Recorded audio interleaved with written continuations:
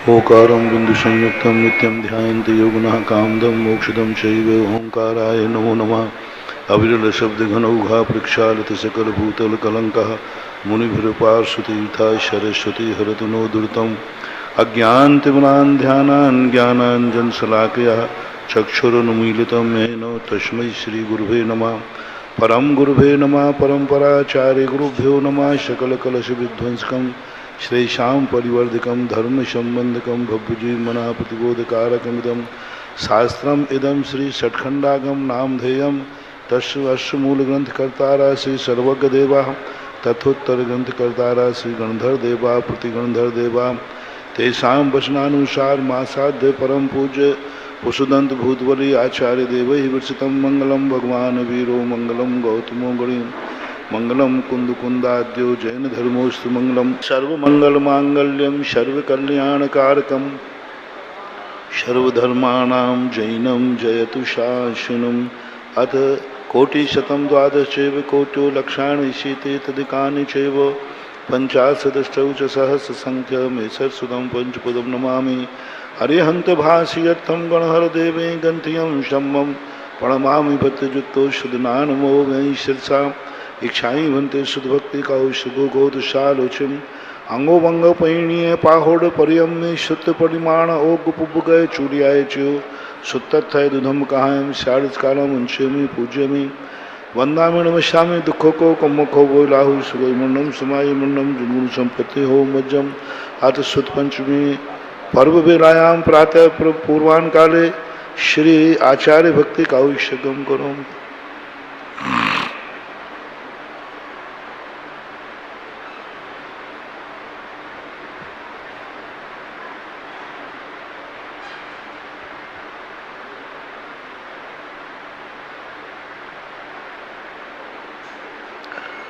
श्रुतजलधिपारिकेभ्यः शुकर्मते भावना पटुमतेभ्यः सुचरितपोनिधेभ्यो नमो गुरुभ्यो गुणगुरुभ्यः। छत्तीस गुणसमग्रे पंचविहाचारकरणसन्दर्शे शिष्याणुग्रह कुशले धम्मायर्ये सदा वन्दे गुरुभक्तिसंयमेन यतरन्ति संसारसायरं घोरं छिन्नन्ति अट्टकम्मं जम्मं मरणं न पावयन्ति ये नित्यं वृतमन्त्रहोम निरताः ध्यानाग्निहोत्राकुलः षट्कर्मा विरतास्तपोधन धना साधु क्रिया साधवा शील प्रावरणा गुण प्रहरण चंद्राकृते जोदिका मोक्षद्वार कपाट पाटनभटः प्रीणन्तु मां साधवा गुरुवा पान्तनो नित्यं ज्ञान दर्शन नायकः चारित्राणो गंभीरा मोक्ष मार्गोपदेशका इच्छाई भन्ते आर्यभक्ति काउशको कौतशालोचिम शमनान समदन सन समचरिजुत्ताणं पंचविहाचारणं आयर्याणम आयारादि सुदनानोपदेशयाणम वज्रायाणम तीरेण गुणपालयाणम सुपसावणम शारदकालम उंशेमी पूज्यमी वंदामि नमस्यामि दुखो को कुमुखो बोलाहु शिवे मुन्नम शमाहि मुन्नम जुनगुण संपत्ति हो मज्जम। नमो अरिहंताणं नमो सिद्धाणं नमो आयर्याणं नमो वज्रायाणं नमो लोये सव्वसाहूणं।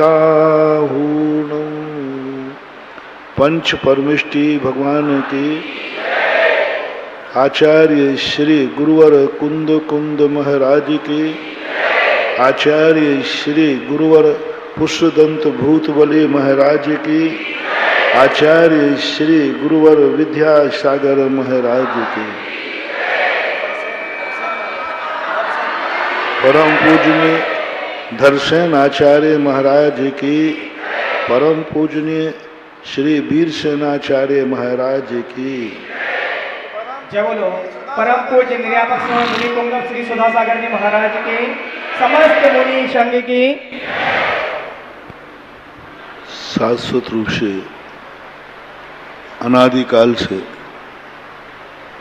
जैन धर्म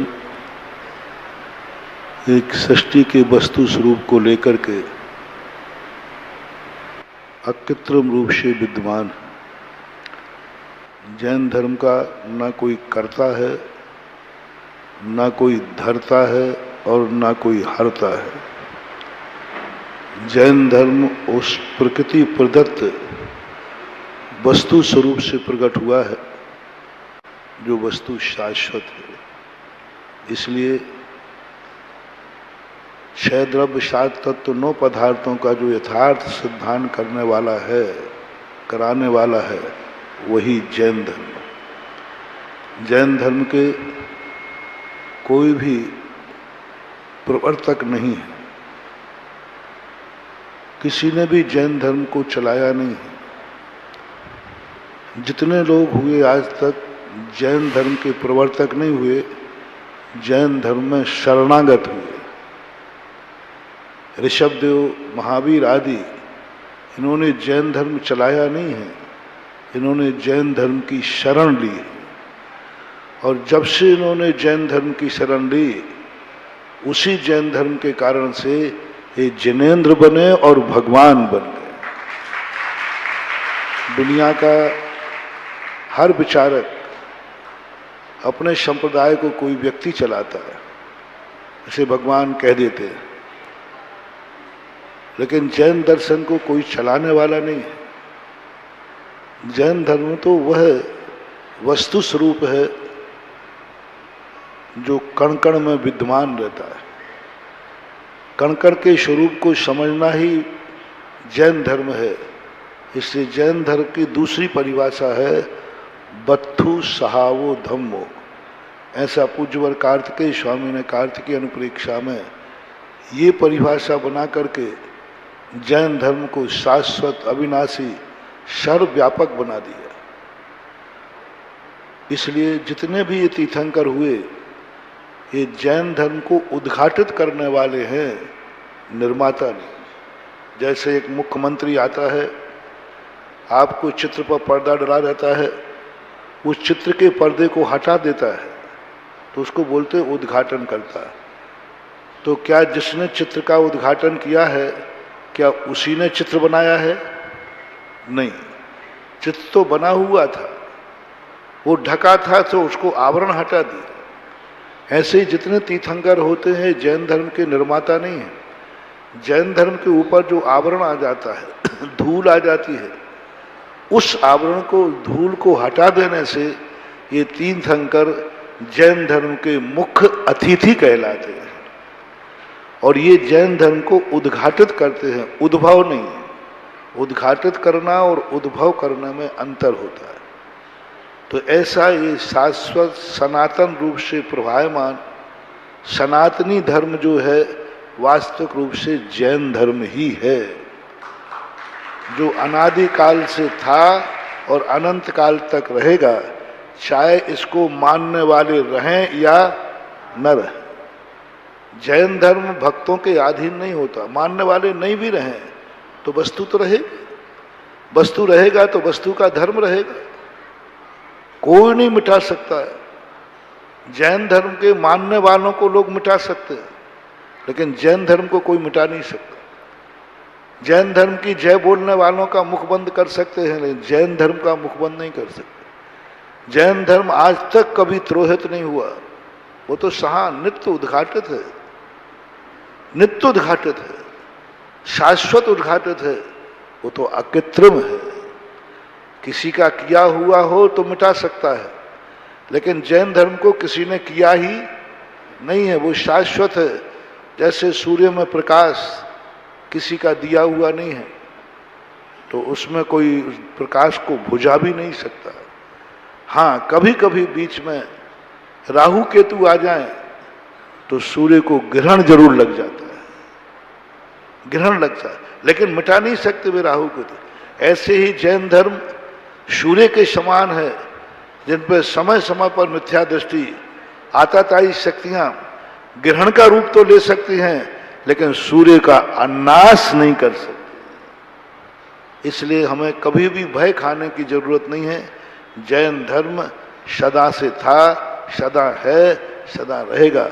मानने वाले कम होते जाएंगे, मानने वाला एक भी नहीं रहेगा, तब भी जैन धर्म रहेगा। कोई व्यक्ति यदि जागने वाला कोई ना हो तो क्या सूर्य उदय नहीं होगा? कोई व्यक्ति, सबने मन बना लिया आज अपन को पूरे 24 घंटे सोना है, तो सूर्य कहेगा आज जब कोई जागेगा ही नहीं तो हमें निकलने से क्या फायदा है? आप जागो या नहीं जागो, सूर्य निकलेगा कि नहीं निकलेगा। आप मानो या ना मानो, जैन धर्म तो रहेगा। सूर्य को ये कोई दरकार नहीं है कि तुम मेरे निकलने से देख रहे हो या नहीं, मेरा उपयोग कर रहे हो कि नहीं। वो तो नित्य गति वाला है, नित्य गति वाला है, निरंतर गति करता रहेगा। उसे दुनिया से कोई लेना देना नहीं। करो उपयोग तो तुम्हारी मर्जी, मना नहीं करेगा। नहीं करो तो वो अपनी गति को धीमी करने वाला नहीं है। ऐसा ही जैन धर्म है। हम माने या ना माने, हम स्वीकार करें या नहीं करें, जैन धर्म सतत शाश्वत रूप से, सनातन रूप से प्रभावमान है, अखंड अविरल। आज तक कोई इसे खंडित नहीं कर पाया। ऐसी सनातनी जैन धर्म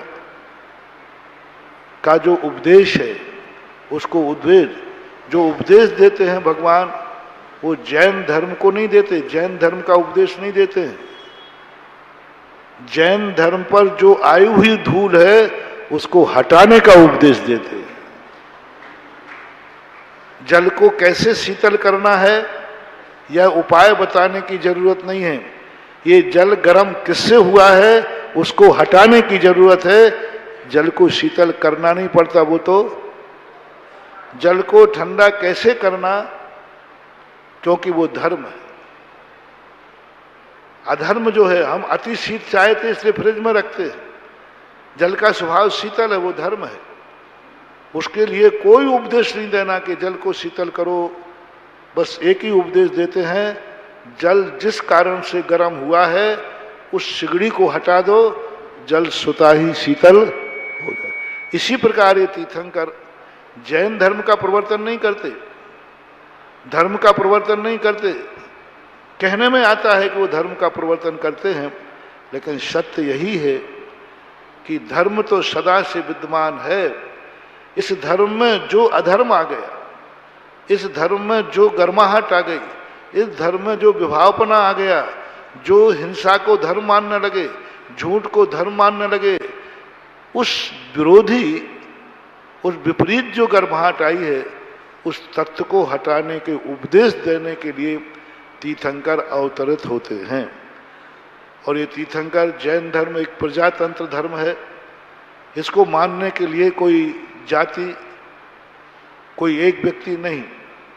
जैन धर्म पूर्णतः गणतंत्र रूप है, स्वतंत्र रूप है, प्रजातंत्र रूप है। हर व्यक्ति को जो जो जीव हैं, जैसे प्रजातंत्र में राजगद्दी पर राजा का बेटा ही बैठता है, प्रजातंत्र में कोई भी व्यक्ति राजगद्दी पर बैठ सकता है। हर नागरिक को अधिकार होता है, इसका प्रजातंत्र है। दुनिया के जितने दर्शन हैं सब राजतंत्री हैं। एक ही भगवान है, एक ही भगवान की सत्ता है। वह अनादिकाल से था, आज भी है और अनंत काल तक रहेगा। सारी दुनिया भक्त बन सकती है, भगवान कोई भी नहीं बन सकता, क्योंकि भगवान एक है। जैन दर्शन ने एक ऐसी अनोखी विधा संसार की सृष्टि में से खोदी। नहीं, ये सृष्टि राजतंत्री नहीं होना चाहिए, ये सृष्टि प्रजातंत्री होना चाहिए। जो जो जीव हैं, प्रत्येक व्यक्ति को भगवान बनने का अधिकार होना चाहिए। विश्व का पहला दर्शन है जो हर व्यक्ति को बराबर अधिकार देता है, हर व्यक्ति को भगवान बनने का अधिकार देता है। जैसे देश हर व्यक्ति को राष्ट्रपति बनने का अधिकार देता है। अब तुम राष्ट्रपति न बन पाओ, ये तुम्हारा दोष है। तुम उतनी योग्यता हासिल न कर पाओ, ये तुम्हारा दोष है। लेकिन नागरिक को एक उम्र के हिसाब से अपने आप, ऐसे ही जैन दर्शन प्रत्येक व्यक्ति को भगवान बनने का अधिकार देता है। अब भगवान बनने की जो विधि है, वो विधि तुम ना अपना पाओ तो वो जैन धर्म की कमी नहीं है, वो तुम्हारी खुद की कमी है। उसने तो कह दिया जितने जीव हैं वे सब भगवान बनने के अधिकार रखते हैं। पूज्यवर कुंद स्वामी नियम सार में स्पष्ट कहते हैं, जीव राशि में अभव्य भी भगवान बनने का अधिकारी है। अब वो बनेगा नहीं, ये उसकी बलिहारी है।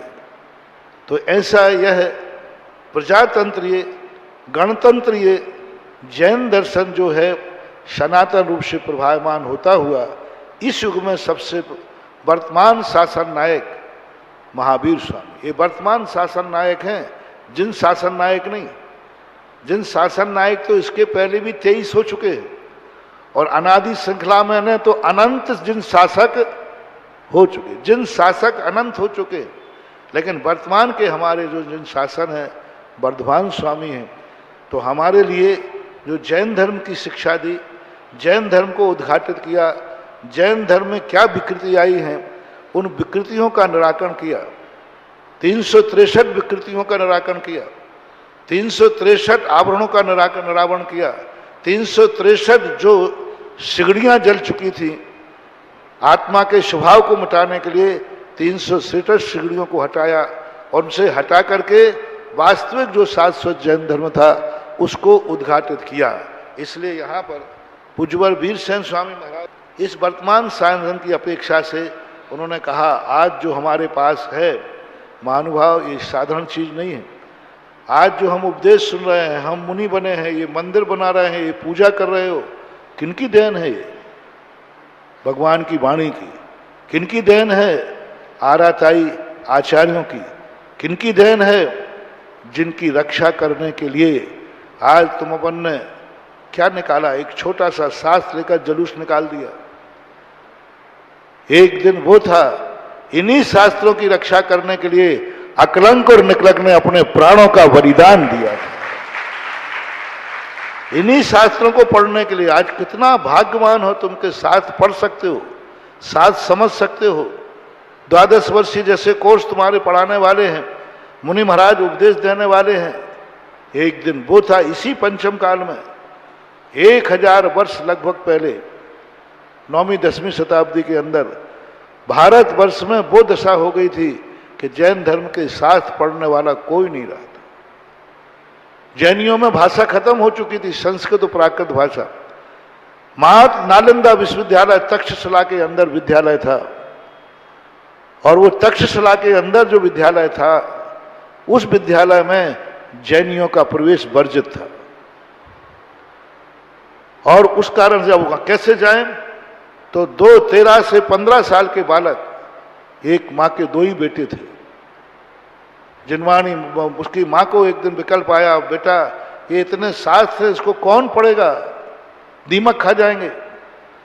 तब उन दोनों बालकों को संस्कार दिया, जाओ बेटा दुनिया में कहीं हो, शास्त्र पढ़ने की विधि सीख के आओ, भाषा सीख के आओ। बोले जहां सीखने जाएंगे वहां मौत है। लेकिन दोनों बालकों ने, कैसी वो माता थी, अपने दोनों के बालकों को आग की दरिया में कूदने के लिए आशीर्वाद दे दिया, मौत के कुएं में ढकेलने के लिए आशीर्वाद दिया। जाओ बेटा, मरना तो कभी है, जिनवाणी की रक्षा के लिए मर जाओ तो मर जाना।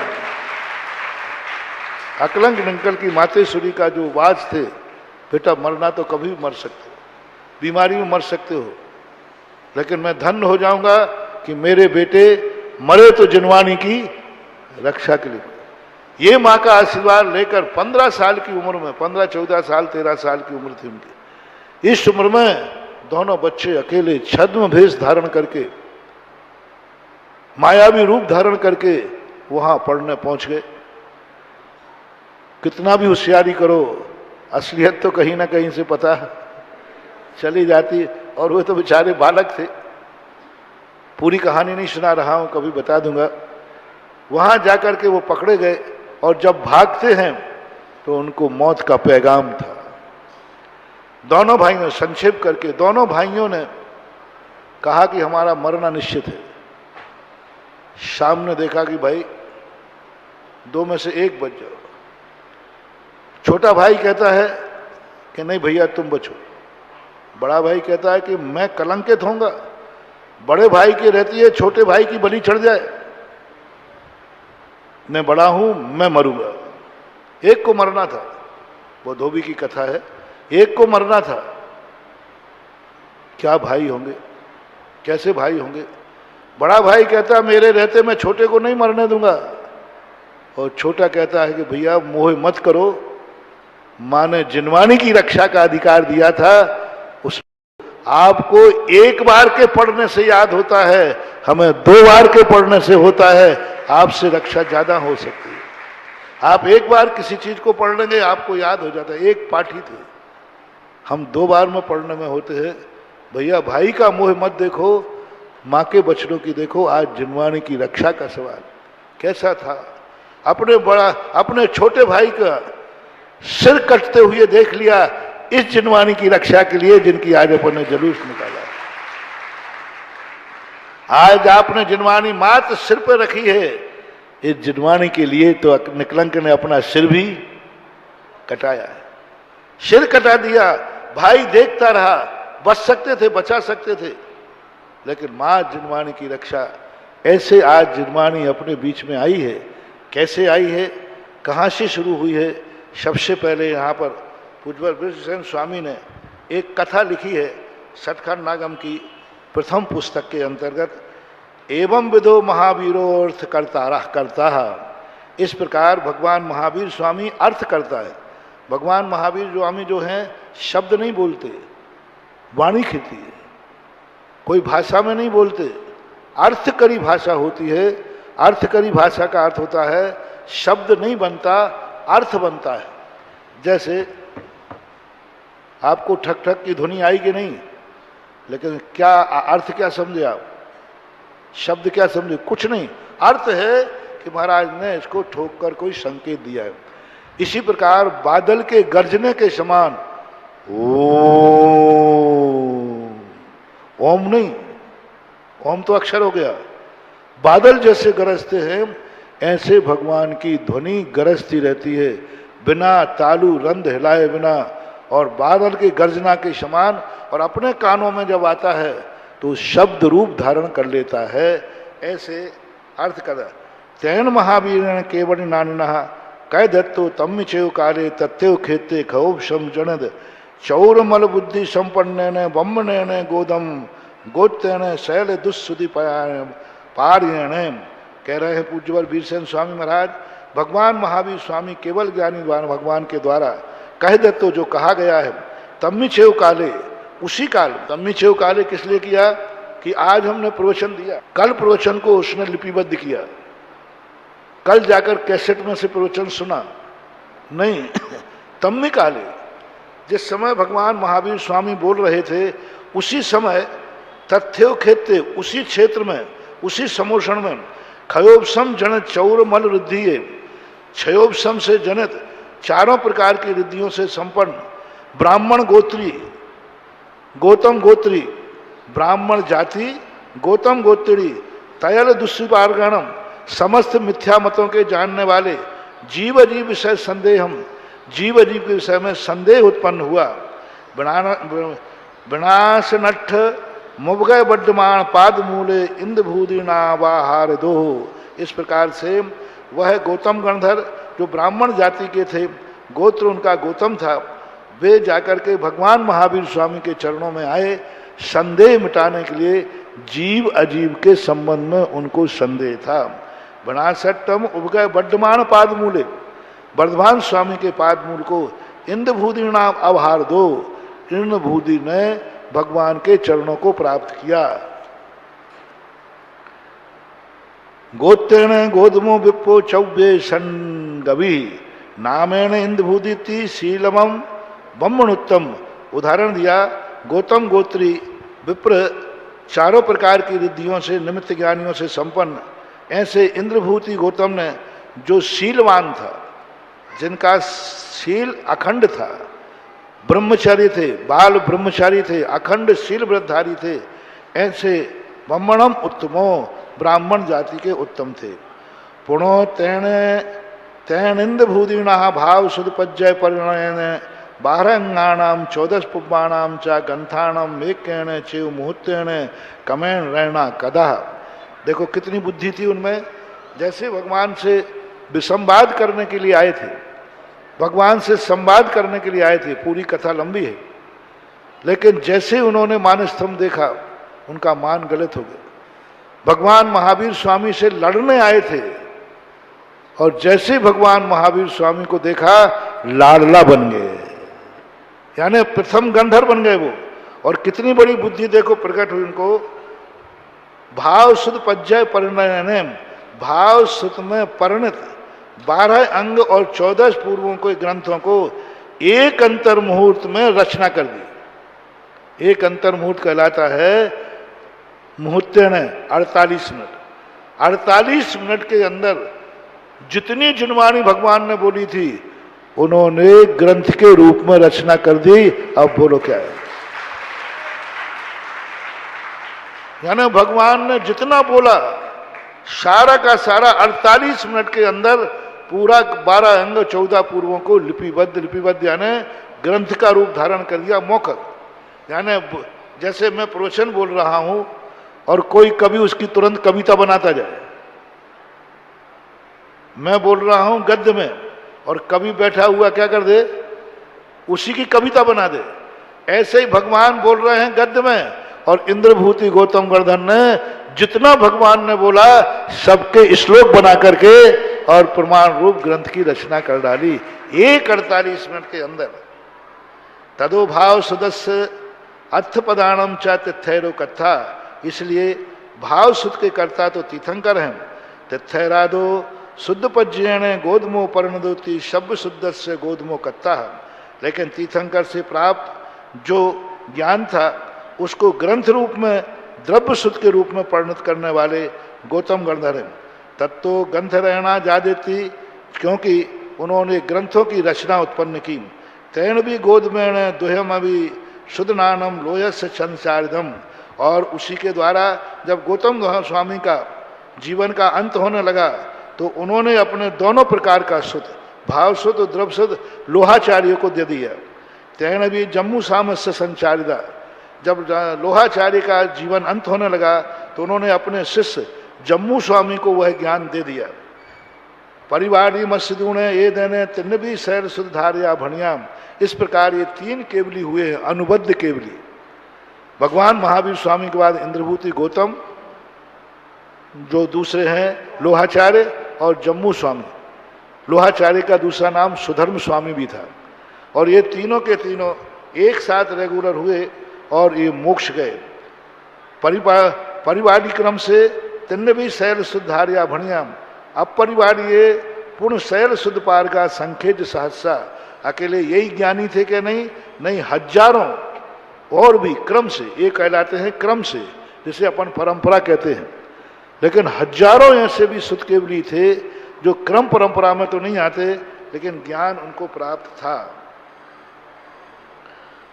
गोदमथेरो लोहज्यारियो जम्मू स्वामी सा एदे तिन्न भी सत्य भी लद्दी संपन्ना शैल सोय शायर पारिया होऊण। गौतम जो स्थिर थे, गौतम को स्थिर संज्ञा दी। स्थिर इसलिए कि सबसे ज्येष्ठ थे, प्रथम थे और सबसे बड़े थे।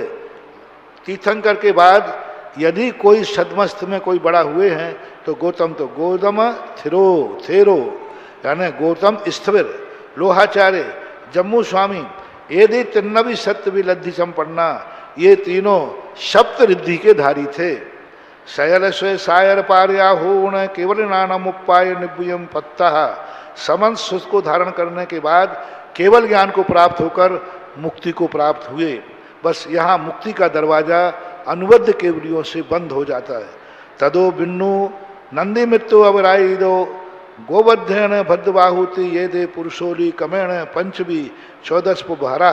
इसके बाद विष्णु, नंदी मित्र, अपराजित, गोवर्धन और भद्रबाहु ये पूरे द्वादशांग के ज्ञाता थे, यानी शुद्ध केवली थे।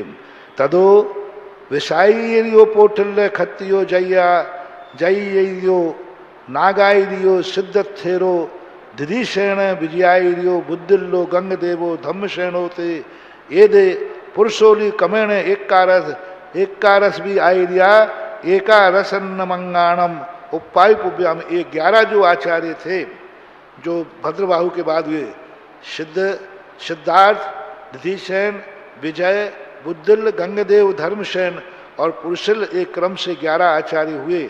इनको 11 अंगों का ज्ञान था और 14 पूर्वों का ज्ञान था। धीरे धीरे कम हो रहा है, ध्यान रखना। और कम होते तदो नक्षत्राइरियो जयपालो पांडुस्वामी धुपसेन कंसाइरियोति ये दे पुरुषोली कमेण पंचमी आइरिया एकारा संगा धार्या जादा। उसके बाद जो हुए आचार्य जो हुए उनमें से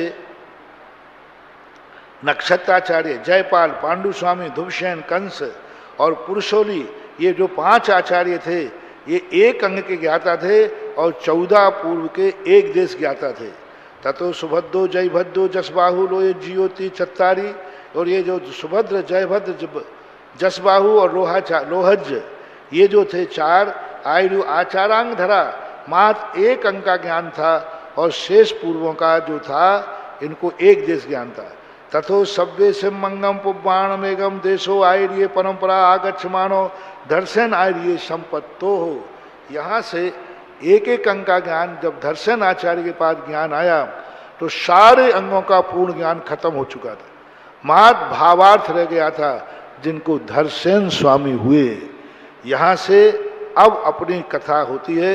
ये तो 2000 वर्ष पहले की कथा सुनाई हमने, 2000 वर्ष ईसा प्रथम, उसके पहले का जो कैसे कैसे सुत आया और कैसे कैसे कम होता गया, ऐसे ऐसे सुत कम होता गया जैसे कि सुत जो है एक बर्फ का 1 किलो का अपन ढीला ले और हम सबसे पीछे वाले व्यक्ति को दें या आगे से लेकर सबसे कहें, सब लोग हाथ में ले लेकर के इस ढेले को सबसे पीछे वाले को भेजो, कितना बचेगा? बचेगा नहीं, गीले हाथ बचेंगे। 1 किलो बर्फ यहां से लेकर के घुमाओ समय।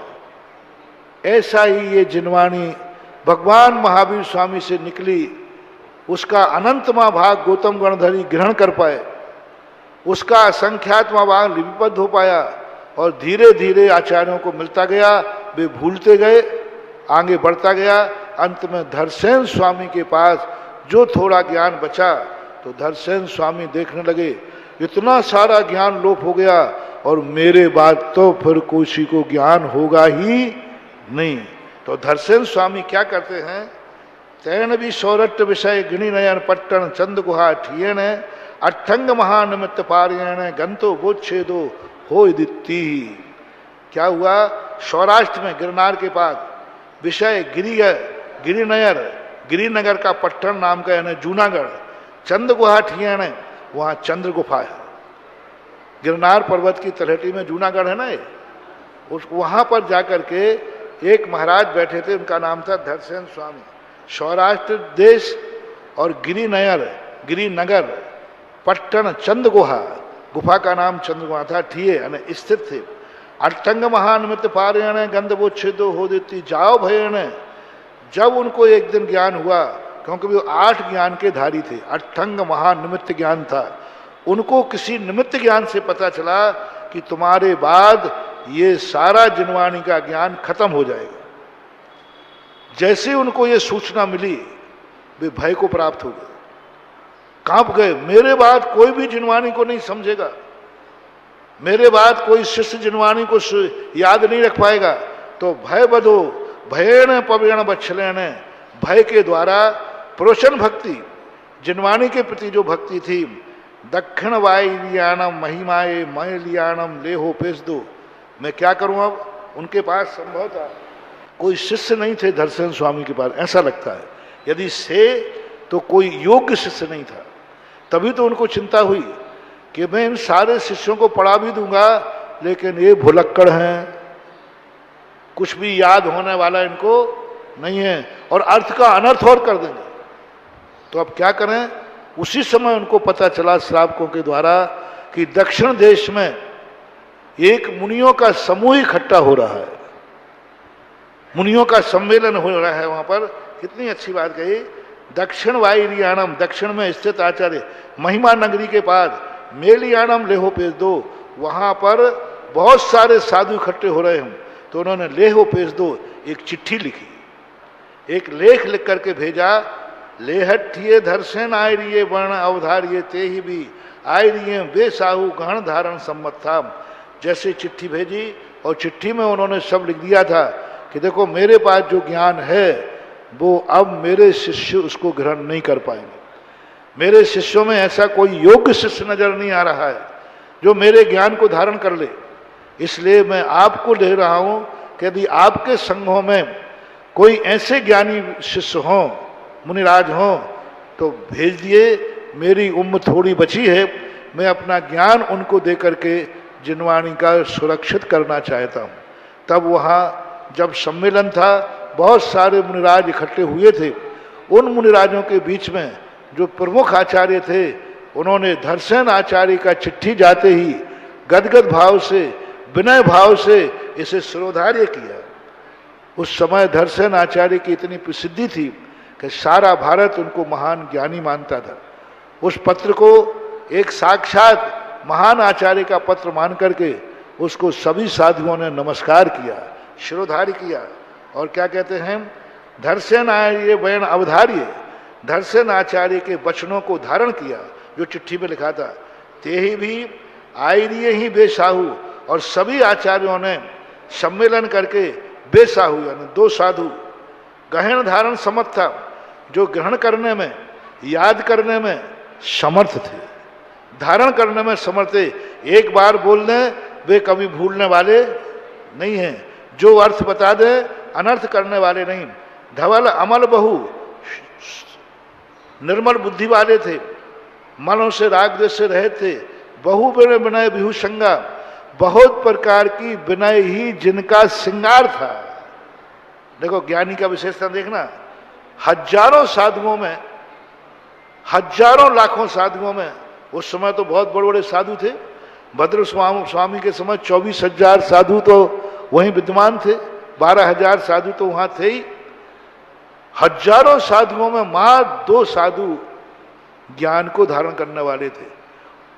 उनको अहंकार देखो कितना, जब सारे साधुओं वो श्रेष्ठ होंगे तो अहंकार होना चाहिए, लेकिन क्या कह रहे हैं, बहु विनय बिहु श्रृंगार, बहुत प्रकार की विनय ही जिनका श्रृंगार था।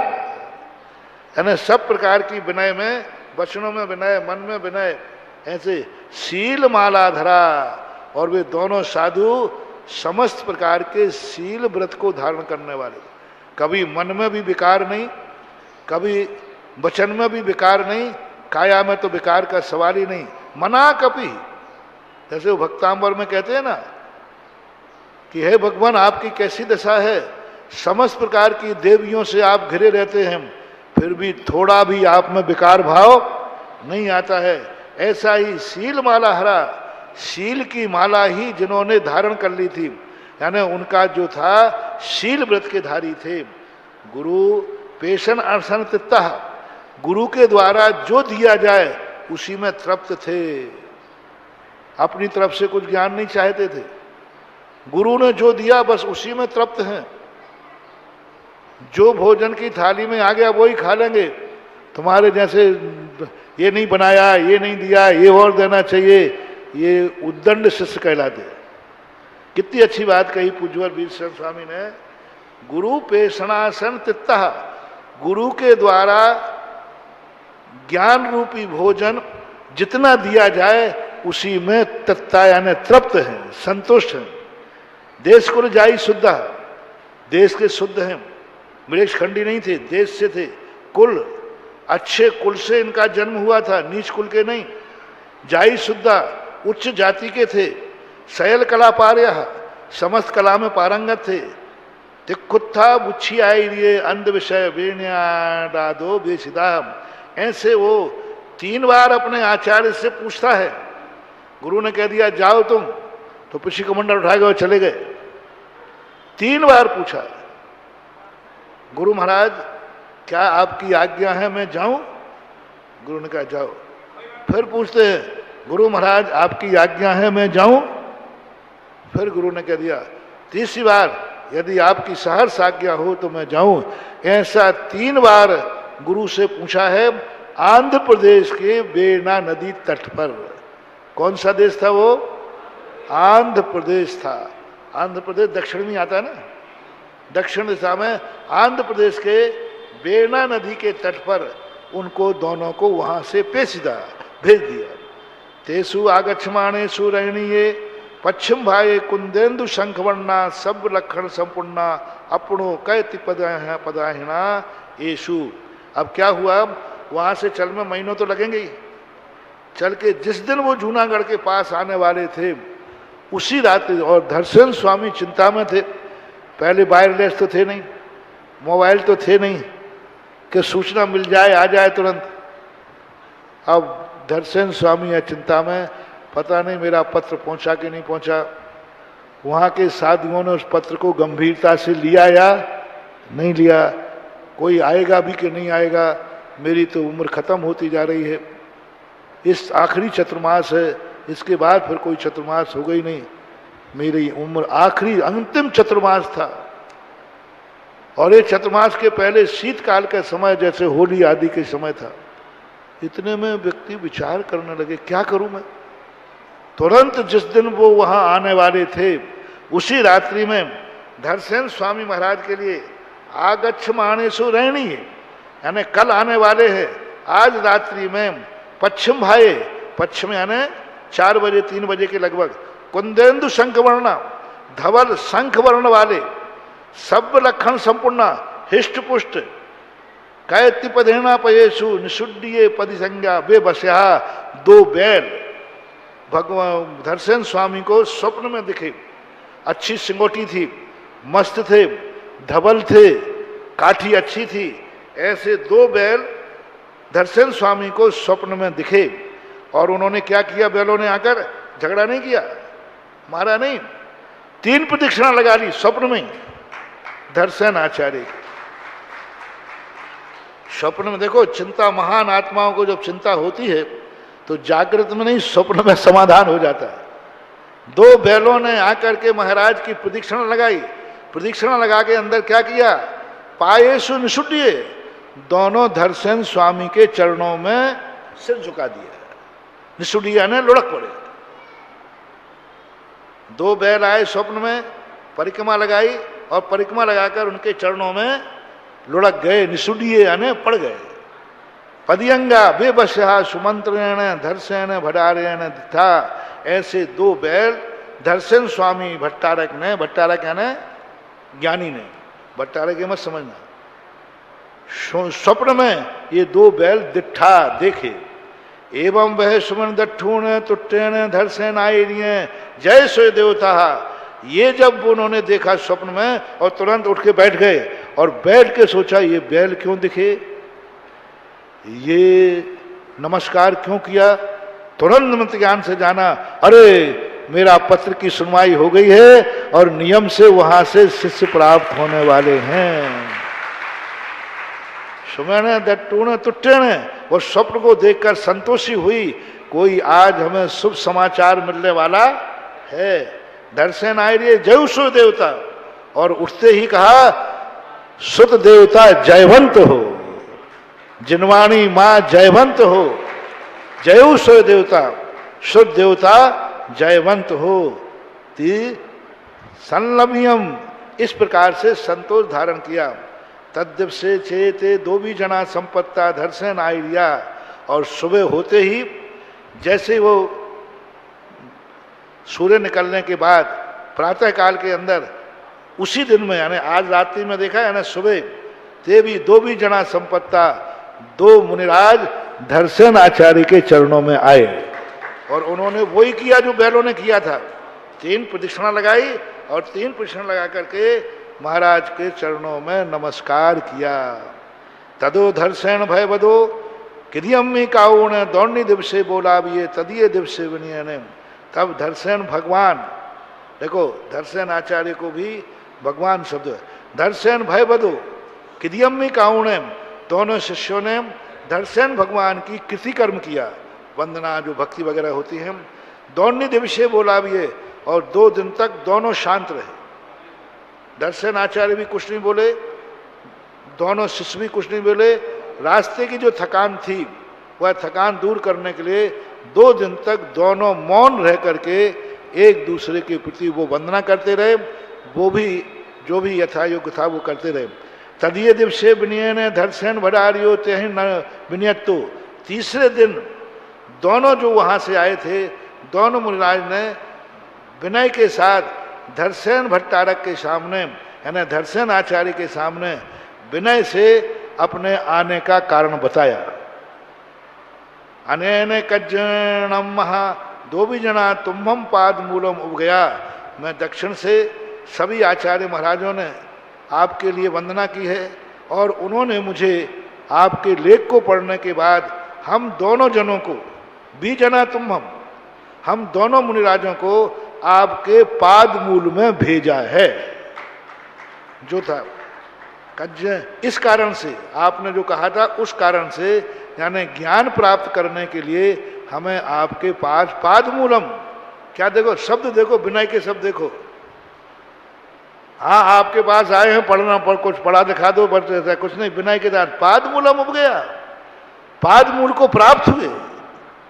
सुट्टुभद्रम, दर्शन आचार्य कहते हैं सुट्टुभद्रम, अच्छा, सुट्टुभद्रम का अर्थ है बहुत अच्छा, बहुत अच्छा। भनी उन दर्शन बढ़ा लिया दो भी आचार्यदा।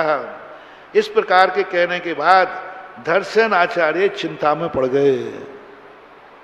ये दोनों अनजाने हैं, क्या पता ये सही बोल रहे हैं कि गलत बोल रहे हैं, क्या पता ये ज्ञान का सदुपयोग करेंगे कि दुरुपयोग करेंगे। ज्ञान लेकर के दुरुपयोग किया तो क्या होगा, भय बदा, भय को प्राप्त होगा। हालांकि स्वप्न से जान लिया था कि शुभ है, लेकिन स्वप्न तो स्वप्न ही होता है। चिंतितम भय बदो, भय बदा, दर्शन स्वामी भय को प्राप्त हो गए। क्योंकि श्रोता कितने प्रकार के होते हैं, शैल घन भग्ग घन अहि चालाणी महसा विजाय सोये ही मट्टिये मसयम समानम बखाइन तु सुधा मोहा। क्योंकि श्रोता हैं, आप लोग सुने कितने प्रकार के श्रोता होते हैं, पहाड़ के समान,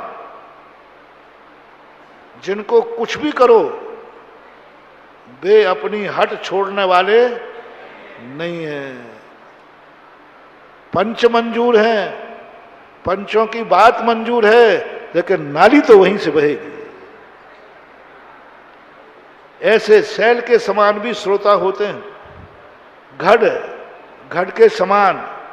शैल का ये भी होता है, थोड़ा बहुत पानी बरस जाए तो लगता है ये गीला हो गया, लेकिन वो अंदर से गीला, घट के समान भग्ग शैल घड़, फूटा हुआ घड़े के समान। इधर कितने ही डालते जाओ उधर निकल। अही, अही यानी सांप के समान, कितने ही दूध पिलाओ। तुम्हारे टाइटल दिए जा रहे हैं, थोड़ा गौर से सुनते जाना। श्रोता कितने सांप के समान, तुम कितने ही दूध पिलाओ वो तो जहर ही उगलेंगे।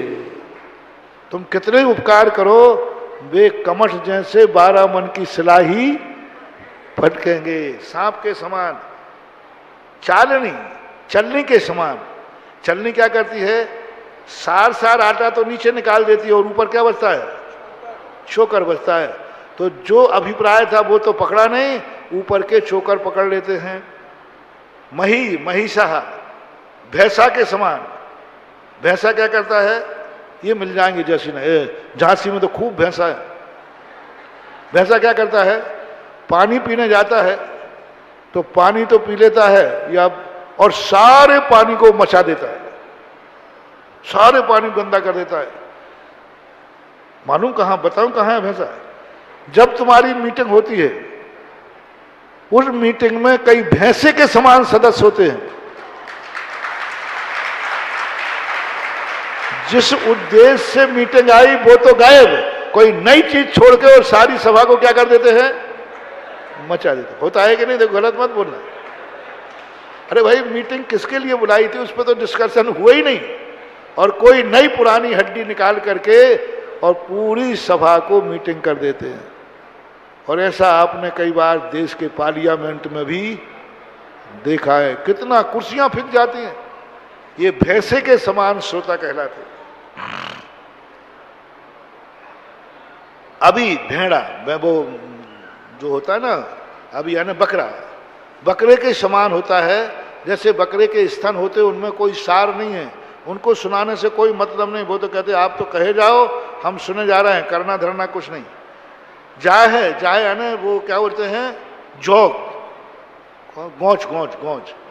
गौच क्या होती है, वहीं अच्छा खून है वो नहीं पिएगी। कौन सा खून पिएगी, पूरे 1 घंटे प्रवचन में क्या कहा उससे उनको मतलब नहीं, महाराज ने ये क्यों कहा, वो एक लाइन थी, एक वाक्य था, भाई 59 मिनट क्या कहा उससे मतलब नहीं है। 59 मिनट की तो कोई कीमत करे नहीं और एक वाक्य को पकड़ करके ही हंगामा खड़ा कर दे, ऐसे लोग जोग साहब, जोग वो गौर चिपक जाती है, गंदगी ही इकट्ठा करती है, अच्छे खून से उसको लेना देना नहीं है। यदि आप अपने आप में कभी ऐसा हो कि बहुत अच्छा कथन प्रवचन दिया गया हो, सब छोड़कर एक बात को पकड़ रहे हो, तो उसी दिन से आप कोष्ठक में क्या लिखना, फलाने चंद जोग, कि हम जोग श्रोता हैं। सुआ के समान तोता होता ना, तोता जैसा पढ़ा दो बस, राम राम पढ़ाओ और राम उंगली दे दे में तो उनकी उंगली काट दे वे, ऐसा सुए के समान। मट्टी है, मिट्टी के समान, कितना ही पानी डालो, जब पानी डालते हैं तो गीली हो जाती है और जैसे ही सूखा तो दरारें पड़ जाती है। जब तक पानी गिरता रहेगा तो भीगे रहेंगे और जैसे ही पानी कम हुआ कि वो दरारें पड़ जाती हैं, मिट्टी के समान, मशक के समान। मशक होता है मसाय यानी दंश मसाय, ये मच्छर बहुत मीठी मीठी बातें करेगा, पहले गुनगुनाएगा और जैसे ही मौका पड़ेगा तो काट देगा। मच्छर के समान श्रोता, समानम बखाई जो सुदम्बोहा। यदि इस प्रकार के ये श्रोता हुए और मैंने ज्ञान दिया तो क्या हो जाएगा, अनर्थ हो जाएगा। ज्ञान लेके मर जाना, लेकिन कुपात्र को ज्ञान मत देना, सबसे बड़ी चीज है। ज्ञान देके मर जाना, लेके मर जाना, लेकिन कुपात्र को मत देना।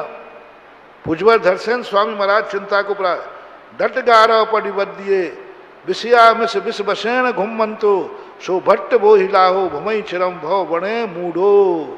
पूज्यवर कह रहे हैं वीरसेन स्वामी के, धरसेन स्वामी कहते हैं यदि ऐसे ये दोनों श्रोता निकल आए तो हमारा जो विषय विष है, इस बसेन ये तो संसार में घूमेंगे, मैं भी संसार में भ्रष्ट हो जाऊंगा, मेरा ज्ञान का क्षोभसम खत्म हो जाएगा और मैं भी चिरकाल तक संसार में भ्रमण करूंगा, ऐसा भय प्राप्त हो गया। बुंदेलखंड विश्वविद्यालय वाले छात्रों, इतने यदि आप लोग कर लो कि 15 मिनट आज शुद्ध पंचमी मनाना, बहुत छोटा सा जुलूस था लेकिन बहुत प्यारा लग रहा था। 4-4 पालकी थी, रथ थे सिर में, मैं बार बार मुड़ के देखकर जिनवानी माँ को नमोस्तु कर रहा था, गदगद भाव हो रहा था। जिस समय ये षटखंडागम लिखा गया था, हाथियों पर रख करके इन ग्रंथों की दक्षिण भारत में जुलूस निकाला, राजा ने निकलवाया था। जब ये ग्रंथ को हुआ, अपन ज्यादा गर्मी का समय है, ज्यादा अपन ने यहीं लगाया, लेकिन बहुत अच्छा जुलूस लग रहा था रथ पे।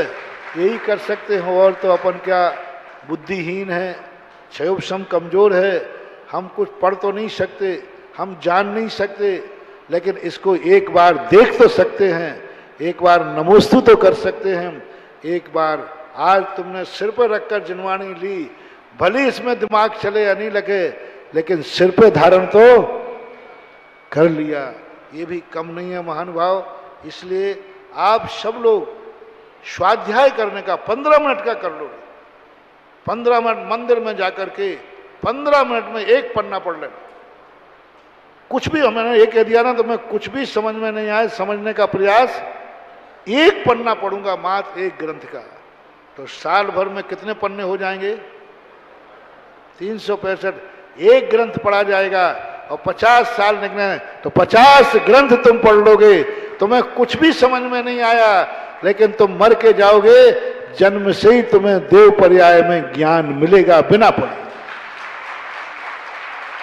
देवता कोई पढ़ते नहीं है, स्कूल नहीं जाते और पूरा ज्ञान होता है उनको। क्यों? यहाँ पढ़ करके। इसलिए महिलाओं, पुरुषों, सबसे मेरा कहना है, आप लौकिक विद्या पढ़ाते हो बच्चों को, आप भी पढ़ते हो, मात्र 15 मिनट, आध घंटे, 1 घंटे दे दिया तो 12 साल में तुम पंडित अपने आप बन ही जाओ। 1 घंटे नहीं दे सको तो नियम कर लो कि आज हमने शुद्ध पंचमी मनाई है और इतनी अच्छी प्रभावना के साथ मनाई है, इतना बढ़िया उत्साह हुआ है, साधु के सांगण में मनाई है, इसकी एक स्मृति रखना है। आज की शुद्ध पंचमी की स्मृति आपको रखना है कि जीवन के अंतिम श्वास तक मैं 1 पन्ना शास्त्र का पढ़ूंगा। कोई पूछे कब से पढ़ रहे हो, बोले महाराज हमारे यहाँ आए थे उस समय से हमारा ये नियम चल रहा है। बस पढ़ना शुरू करो, जवान भी, बच्चे भी, बड़े भी। बच्चों से भी कहो बेटा तू पढ़ना जानता है, बस 1 पन्ने तुझे पढ़ना है, मुझे कुछ भी समझ में नहीं आता, तू तो पढ़ दे। अकेला नहीं पढ़ पाए तो तू कहना बेटा तू पढ़ के सुना दे। मम्मी बेटे को बैठा लें, बेटा इस ग्रंथ का प्रतिदिन तुझे 1 पन्ना पढ़ के मुझे सुनाना। बस कुछ नहीं करना, सुनाना है। वाचनाएं ऐसी ही होती थी पहले, हर गांव में, नगरों में वाचनाएं होती थी और एक गांव का व्यक्ति बैठ जाता था, कुछ नहीं समझाता था, सीधा वाचना कर देता था, सामने वाले सुन लेते थे। यही आपकी अब पूजा भी होना है। महावीर भगवान की।